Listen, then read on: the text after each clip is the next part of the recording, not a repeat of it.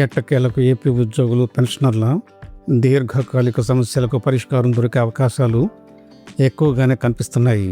ఈ దిశగా నిన్న చర్చలు మొదలవడంతో ఉద్యోగులు, పెన్షనర్లు కాస్త ఊపిరి పీల్చుకుంటున్నారు.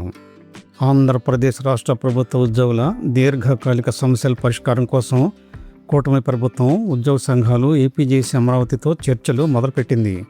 ఇందులో భాగంగానే అమరావతి సచివాలయంలో ఏపీజేసీ అమరావతి ఉద్యోగ సంఘాల నేతలతో ఏపీ మంత్రుల బృందం సుదీర్ఘ సమావేశాన్ని నిన్న ఉదయం నుండి సాయంత్రం వరకు నిర్వహించింది. ఈ సమావేశంలో ఏ అంశాలు చర్చించారు, సమావేశంలో ఏం తేల్చారు, మంత్రులు ఏమన్నారు, దీనిపై ఉద్యోగ సంఘాల స్పందన ఎలా ఉంది, త్వరలో ఉద్యోగుల డిమాండ్లు నెరవేరే సూచనలు కనపడుతున్నాయా, ఇవన్నీ ఇక్కడ చూద్దాం. ముఖ్యమంత్రి ఆదేశాల మేరకు నిన్న జరిగిన ఈ సమావేశంలో మంత్రులు అనగాని సత్యప్రసాద్, కొలుసు పార్థసారథి ఈ సమావేశాన్ని నిర్వహించారు. ఉద్యోగ సంఘాలు, జేఏసీ ప్రతినిధులు లేవనెత్తిన అన్ని సమస్యలను సావధానంగా విన్నారని ఉద్యోగ సంఘాలు చెప్తున్నాయి. ఉద్యోగ సంఘాల తరపున బొప్పరాజు వెంకటేశ్వరరావు నేతృత్వంలో 23 డిమాండ్లతో కూడిన ఒక వినతి పత్రాన్ని మంత్రుల బృందానికి వారు అందజేశారు.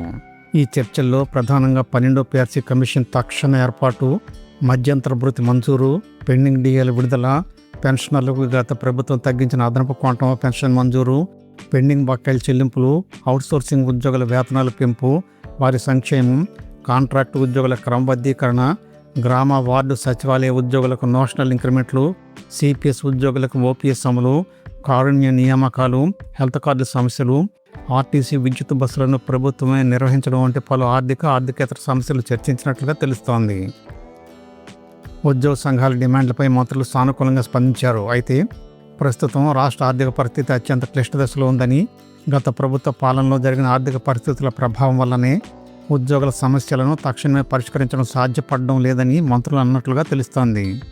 దెబ్బతిన్న రాష్ట్ర ఆర్థిక వ్యవస్థను తిరిగి గాడిలో పెట్టేందుకు ముఖ్యమంత్రి నారా చంద్రబాబు నాయుడు పటిష్ట చర్యలు తీసుకుంటున్నారని, ప్రభుత్వ ప్రయత్నాలకు తోడుగా ప్రస్తుత గడ్డు పరిస్థితిని ఉద్యోగులు కూడా అర్థం చేసుకోవాలని, సహకరించాలని మంత్రులు కోరినట్లుగా చెప్పుకుంటున్నారు.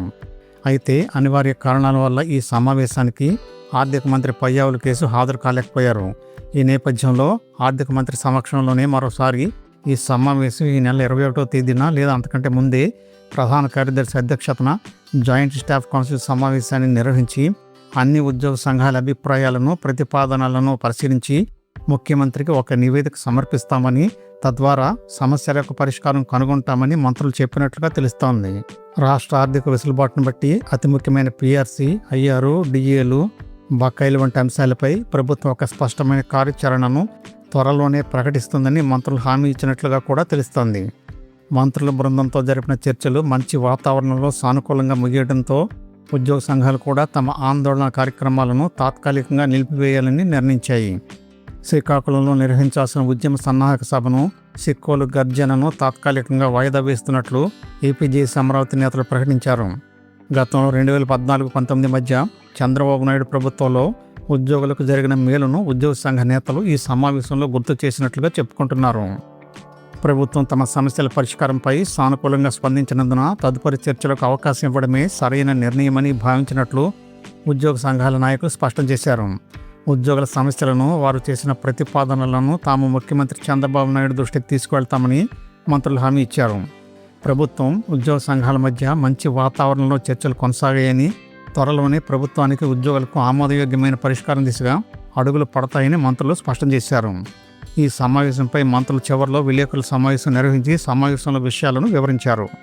ఈ సమావేశంలో బొప్పరాజు వెంకటేశ్వరరావుతో పాటు APJC Amaravati secretary general Palisetti Damodara Rao, associate chairman ఫణిపేర్రాజు, కోశాధికారి తిమ్మసర్తి నాగేశ్వరరావు, సంఘాల ప్రతినిధులు తదితరులు పాల్గొన్నారు. వీడియో నచ్చితే తప్పకుండా సబ్స్క్రైబ్ చేసుకోండి, 10 మందికి షేర్ చేయండి, తప్పనిసరిగా లైక్ చేయండి. ధన్యవాదాలు.